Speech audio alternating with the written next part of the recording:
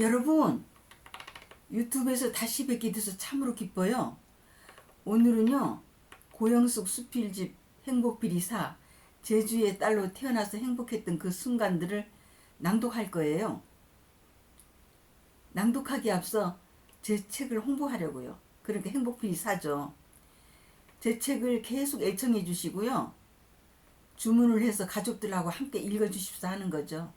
주위 분들한테도 많이 알려주시고요. 주문 전화는 7997-4370으로 하시면 됩니다. 여러분의 선택이 값진 선택이 되실 거라고 믿어요. 그럼 지금부터 낭독으로 들어갈게요. 믿음의 길. 결혼을 하고 보니 시댁은 넉넉한 편은 아니었다. 하지만 시댁 친척들은 좋은 집에서 호식하면서 잘 살고 있었다. 나 또한 자존심이 대단해서 그 사람들을 부러워만 할 내가 아니었다. 젊어서 고생은 돈 주고도 못 산다는 말이 있듯이 두 손을 놓고 앉아서 허송 세월을 보내느니 비록 20대 중반의 어린 나이지만 생활 전선에 뛰어들기로 마음먹었다. 나는 자라오면서 하고 싶은 일도 많았고 꿈도 꽤 컸었다. 그런데 남편이 월급 가지고는 내가 뜻하고 바라는 바를 이루게 되기는커녕 겨우 의식주를 해결하는 것으로 생을 마감하게 될 것만 같아서 정말 그런 삶을 산다는 것은 자존심이 도저히 허락지 않았다. 그래서 떳떳한 일이면 몸을 사리지 않고 혼신을 다해서 열심히 살아온 결과 30대 초반에는 어느 정도 기반을 잡게 되었다. 무엇보다도 내가 생활 전선에 뛰어들게 된 목적은 누구보다도 부유하게 살고 싶었고 그 삶으로 내가 바라고 뜻했던 일, 그러니까 내가 세상에 태어나서 보람된 일을 하면서 제대로 잘 살았던 그 어떤 표적을 남기기 위해서 뭔가를 이루어놓고 싶은 마음이 간절했기 때문이다. 가령 학교를 세운다든가 아무튼 현실로 이루어지지 않는다 해도 최선을 다해본다는 것이 내 심산이었다. 어렸을 때부터 항상 마음속에 지향하는 목표가 확고했기 때문에 어떤 경우에도 주위의 분위기에 좌우되지 않고 늘 긍정적인 마음가짐으로 내가 해야 될 일은 다 하면서 힘드는 줄 모르고 기쁘게 행복한 마음가짐으로 살아왔다.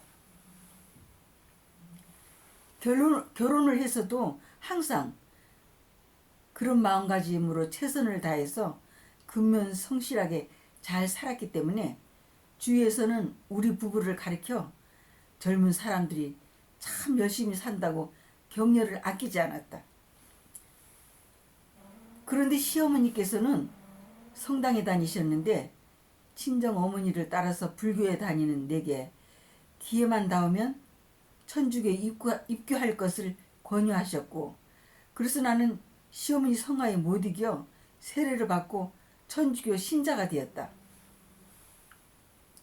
사실 처음에는 도저히 마음이 내키지 않았지만 친정 어머니께서 한 지붕 밑에서 두 종교를 믿게 되면 불화의 원인이 된단다.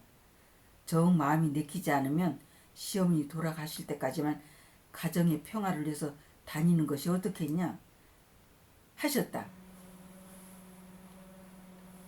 그래서 나도 그렇게 하는 것이 최선의 방법일 것 같아서 결국에는 영세를 받게 된 것이다. 그 후에 내가 하도 열심히 신앙생활을 하는 것을 보시고는 친정어머니께서도 독실한 천주교 신자가 되었다. 그 정도로 성실한 천주교 신자가 되리라고는 전혀 예상치 못했을 뿐만 아니라 천주교 신자가 되어 주위에 있는 사람들까지 인도하게 될 줄은 전혀 상상도 못했었다. 그리고 건축업이 호황이 이르자 남편은 회사를 그만둔 터라 부부가 함께 건축업에 뛰어들게 되었다. 30대 초반의 젊은 나이에 그것도 전혀 건축 경험도 없었던 내가 어디서 그런 배짱이 생겼는지 60대 초반인 지금에 와서 생각해보면 참으로 대단한 용기라 아니할 수 없다. 그러니까 남편도 가장으로서 무엇이든지 해야 될 입장이었고 내가 바라고 뜻하는 바를 빨리 이루기 위해서도 그 방법이 최선의 지름길이라 여기게 되어 그에 따른 모든 어려움을 불사하고 건축업을 하기로 마음먹게 되었다. 그럴 수밖에 없는 것이 힘은 들어도 집을 한 채 지어서 팔면 남는 차액이 셀러리맨들에게는 상상도 못할 금액이었다. 그런데 언제부턴가 부동산 경기가 침체되기 시작하면서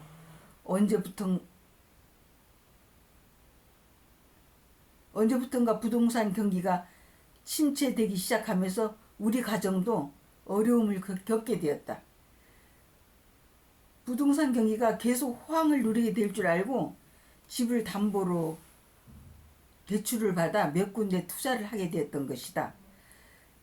그 당시에는 융자 받기가 하늘의 별 따기보다 더 어려워 분할 상환으로 융자를 받았는데 매달 상환액은 원금과 이자를 포함해서 180만 원에 이르렀다.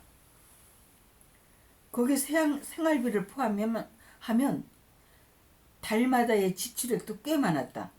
강남 땅값이 평당 150만 원을 호가했으니까 부동산 경기가 풀리기만을 바라는 우리 부부에겐 월 상환 금액이 엄청난 부담으로 다가왔다.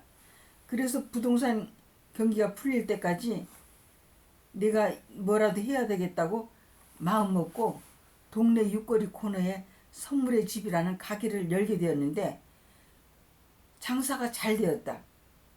천주교 신자가 된 나는 교회에 무슨 행사가 있을 때마다 가게 문을 닫고 갔다 올 정도로 점점 열성파가 되어갔다. 올 정도로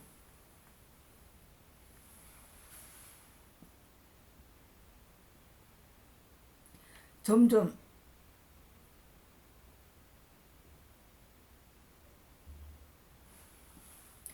교회에 무슨 행사가 있을 때마다 가게 문을 닫고 갔다 올 정도로 점점 열성파가 되어갔다. 문을 닫고 갔다 올 때마다 매출은 배로 늘어서 더욱 신앙심을 불러일으켰던 것이다. 급기야는 성령 세미나까지 받게 되었을 뿐만 아니라 그 단체에서 봉사를 하게 될 정도로 세미나를 받는 과정에서도 체험은 남달랐다. 영세를 하고 1년 만에 성령 세미나를 받고 봉사를 하게 되면서 그 과정에서 상상도 할 수 없었던 신비로운 체험을 어떻게 주체할 수가 없었다. 그러다 보니 가게 일에는 등한시하게 되어 가게 문을 닫는 날이 허다하게 되었다. 결과는 뻔한 일이었다. 지금 생각하면 가정 성소를 부여받은 내가 우선으로 가족들을 위해서 주어진 가게를 제대로 운영하면서 봉사를 해야 하는데 나이도 어렸고 신앙생활을 시작한 지도 1, 2년에 불과한 나로선 주체할 수 없는 신앙체험을 하는 상황에서 가정주부로서 어떻게 처신해야 될지를 제대로 분별하지 못했기 때문에 경제활동에는 자연히 무관심할 수밖에 없었다. 그런 과정에서 남편도 못마땅하게 여겼는지 하루는 말도 없이 집을 나간 뒤 감감무소식이었다. 싸워서 나간 것도 아니고 슬그머니 어디 동네에 볼일 보러 가는 것처럼 나가더니 저녁때가 되어도 다음 날이 되어도 전화 한 통화 없었다. 30대 중반이었던 내가 애들하고 앞으로 살아갈 일을 생각하니까 한심스럽기도 했지만 신앙으로 무장되어 있는 상태라 잠깐 걱정이 될 뿐 늘 신앙 안에서 평화로웠다. 융자 문제도 그랬다. 은행에서 독촉이 오면 지 문제 때문에 꽤 걱정을 하다가도 꼭 걱정이 사라지곤 한다.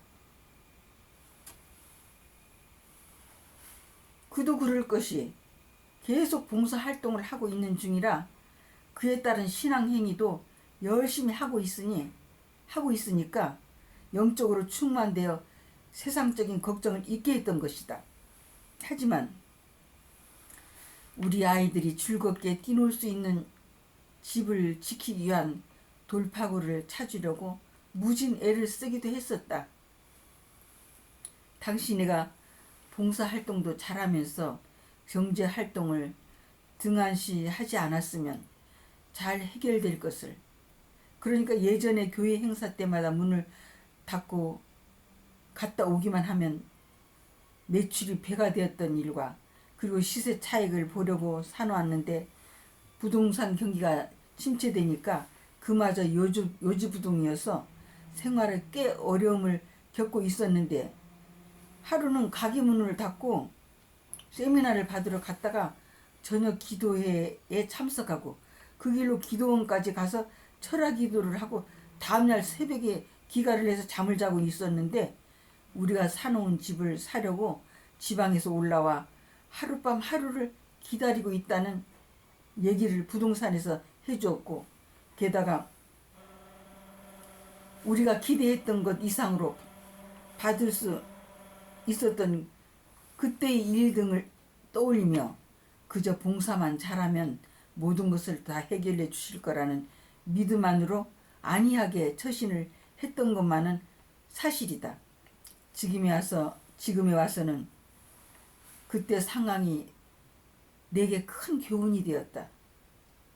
봉사활동을 열심히 하는 것만큼 주부로서의 가정을 위한 노력과 지혜가 수반되어야 하는데 내가 하고 있었던 경제활동은 아예 등한시한 채 순간순간의 영적인 체험만 믿고 당면 문제 해결에 대한 인간적인 노력을 전혀 하지 않은 채 마냥 하느님을 믿기만 하면 다 해결해 주실 거라고 믿었던 것이다. 사실 하느님은 인간을 당신 모상으로 지으시고 세상을 다스리고 제대로 누리며 살라고 이 세상 우주 만물을 창조하셨다.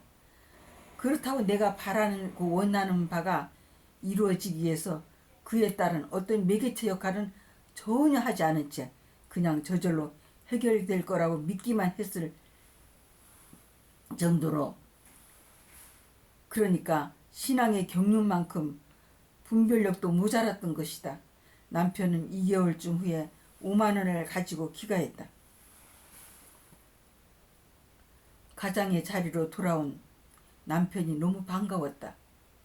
남편은 우리가 건축업을 할 때 집에 페인트를 칠해주었던 가게 주인에게 페인팅을 배웠다고 했다. 그것도 허드레일을 하다가 기회 닿을 때마다 조금씩 페인트를 칠해보곤 했다는데 참으로 어이가 없었다. 동네에서도 애들도 어린데 젊은 사람들이 큰 집에서 산다고 하며 부러워했을 뿐만 아니라 결혼을 하고부터 부지런히 살아온 결과 나이에 비해 어느 정도 기반을 잡아놓아서인지 자라올 때나 다름없이 늘 자신감이 넘쳤고 당당했었는데 남편의 말을 듣는 순간 한마디로 기가 막힐 지경이었다. 하지만 그때는 봉사를 하면서 매일매일 규칙적으로 신앙생활을 충실히 하고 있는 터라 꽤 참을 수 있었다. 무엇보다도 남편이 가족들을 위해서 그런저런 것 다 감수하면서 페인트를 배웠다는 것이 존경스럽기까지 했다. 언제부턴가 내가 봉사를 하게 되면서부터 내 입에선 성가정의 모범이시고 노동자이신 성요셉이여 저희 남편을 위하여 비르소서라는 기도문을 무심코 되뇌이고 있었다. 그렇게 하느님께서는 벌써 우리 집 사정을 아시고 걱정이 되셨던 것 같다. 게다가 남편은 진짜 노동자가 되기 위한 준비를 하고 기가를 했던 것이다. 특히 하느님께서 내 자신을 겸손하게 하기 위해서 그런 방법을 쓰셨던 것 같다. 그 후로 직업에는 정말 기천이 없다는 것을 깨닫게 되었고 언제 어디서나 서슴없이 내 남편은 페인트 일을 한다고 말할 수 있게 되었다. 사실 내 생애에 있어서 나의 남편이 노동자가 될 것이라는 생각은 전혀 해본 적이 없다. 그의 남편은 나와 봉사를 같이 하고 있던 자매님의 남편 회사인 외국지사로 파견돼서 2년 동안 일을 하게 되었으며 다른 회사에서도 5년, 그래서 7년을 외국에서 페인트 일을 하게 되었다. 그 후로부터 지금까지 30년 가까이 페인트 일을 계속 해오고 있다. 앞에서 얘기했던 그 과정에서 살고 있던 집에서 지금 살고 있는 집으로 이사를 오게 되었다. 아이들은 우리 집으로 가자며 밤새 울었고 나도 미어지는 가슴을 움켜쥔 채 함께 울었다. 하루는 봉사에서 가깝게 지내는 자매님에게 집 때문에 속상한 얘기를 늘어놓았다. 지금 우리가 이사해온 집은 그 전에 살던 집에 비하면 아주 보잘것없는데 주위에는 빌딩 숲이 둘러싸여 있을 뿐만 아니라 50평 이상의 대형 아파트들이 수두룩하여 그래서 속이 상하다니까요 했더니 그 자매님 말, 자매님 걱정 말아요. 자매님네도요 그 주위에 있는 사람들만큼 보유하고 있다는 거예요 라며 위로를 해주는 것이었다. 그 말을 듣는 순간 꽤 위로가 되었다.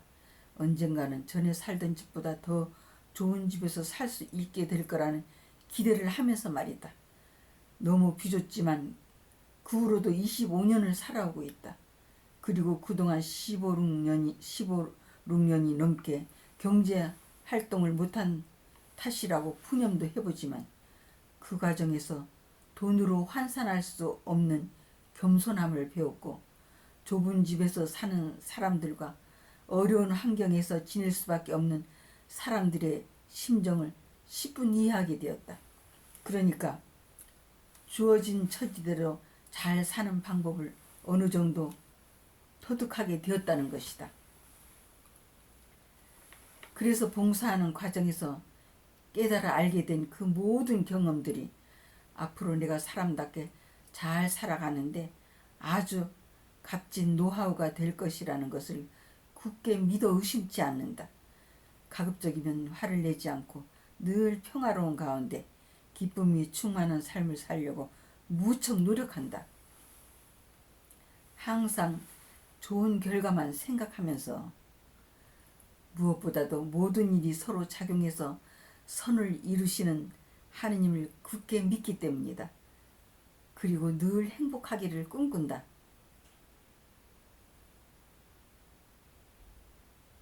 여러분, 잘 들으셨나요? 늘 행복하세요. 화이팅!